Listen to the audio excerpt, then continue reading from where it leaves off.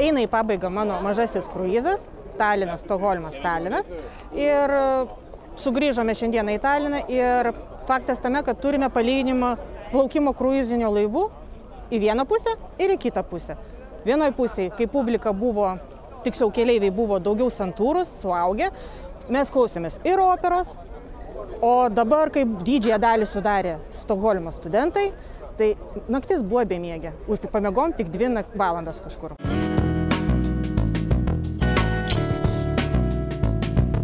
Estija, 2 diena Taline ir ką? Senamiestis?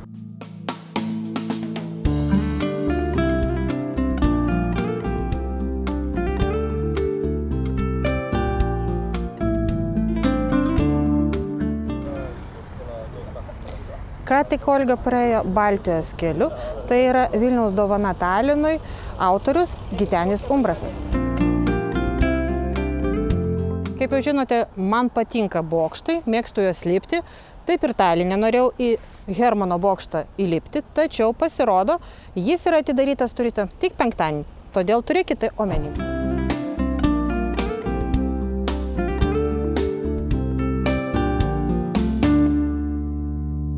Tikrai negaliu praeiti pro šalį pro tokį grožį, tai yra Aleksandro Nevskio katedra ir užeisim pasižiūrėti, kas ten yra.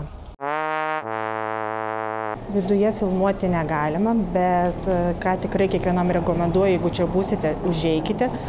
Vieta tikrai yra energetiškai stipri ir pabūti, pasižiūrėti, pabūti su savim, su Dievu. Užeikit.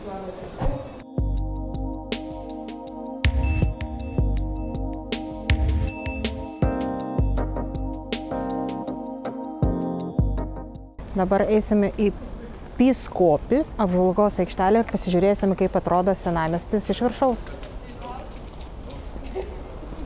Šiaip, ne? O, čia naujamis.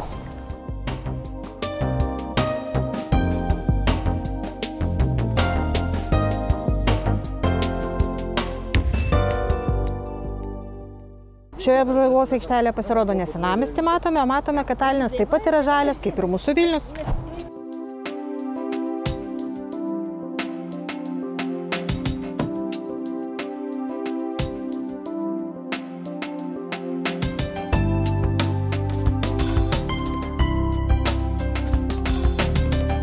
O vat patkuli apžvalgos aikštelės matosi ir vaizdas į jūrą ir į senamiesčio raudonus stogus.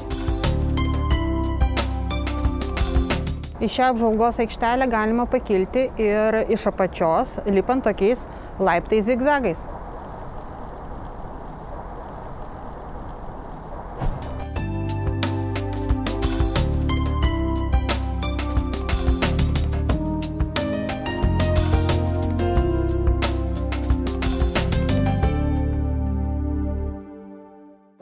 O Kohtuots apžvalgos aikštelė atsiveria vaizdai ant pačių stogų, ant tas grožis visas.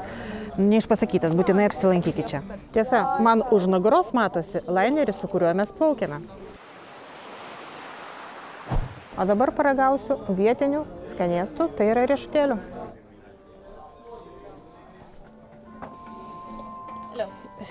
По-русски можем говорить. Это чем? Апельсин. Апельсин. Чили.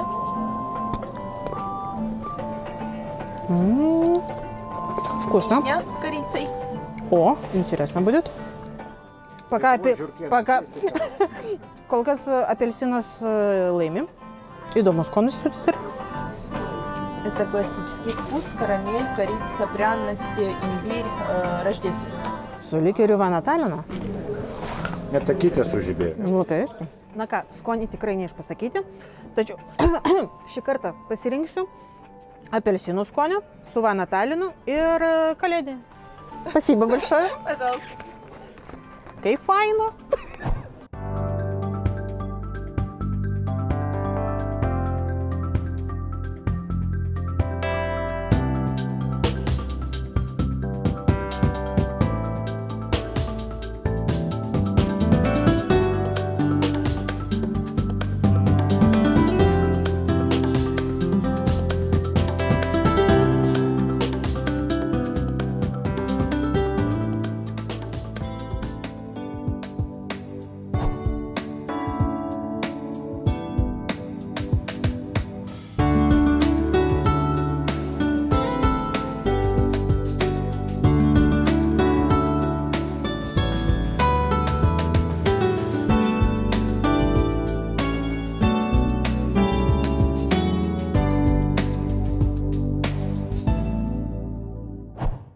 ką, Terezė net prarado balsą bevaikščiodama per Taliną, tik tai šnabžda.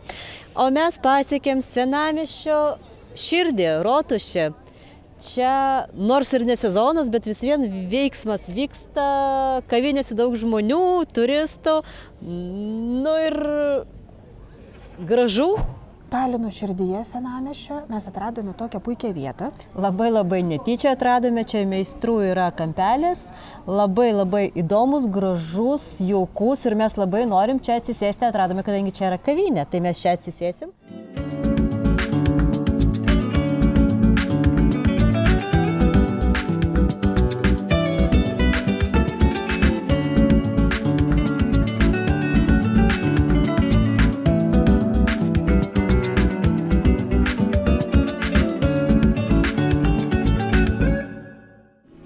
Na ką, atsigersime skanios juodos kavos.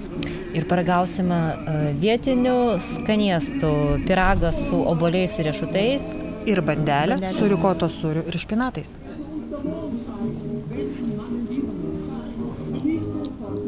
Labai skanu, žinokite. Super. Labai patiko.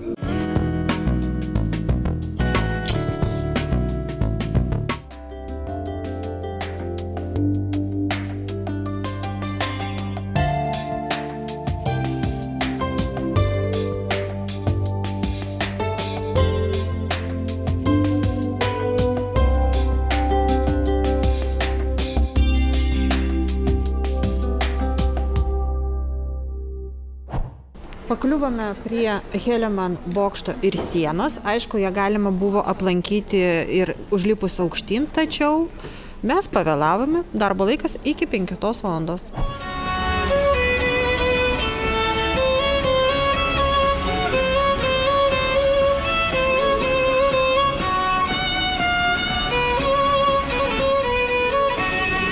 Gal papasakosite, ką nors apie šią gerą vietą įdomią? Blemba, nu visiškai nieko negirdim. Nekalba. Dar vienas įėjimas į senamiestį, kurį galim...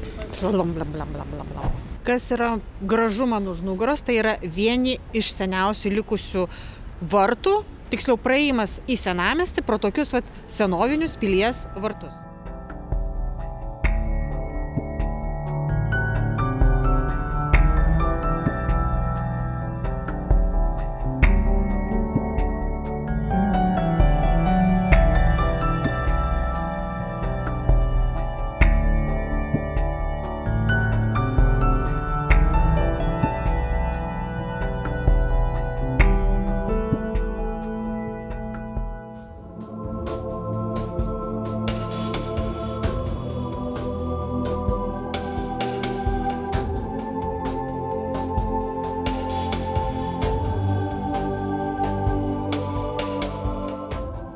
Žinote turbūt iš istorijos, kad Estijoje buvo ir danai, ir čia esame dabar Danijos karaliaus sode. Minimalus, bet jis yra.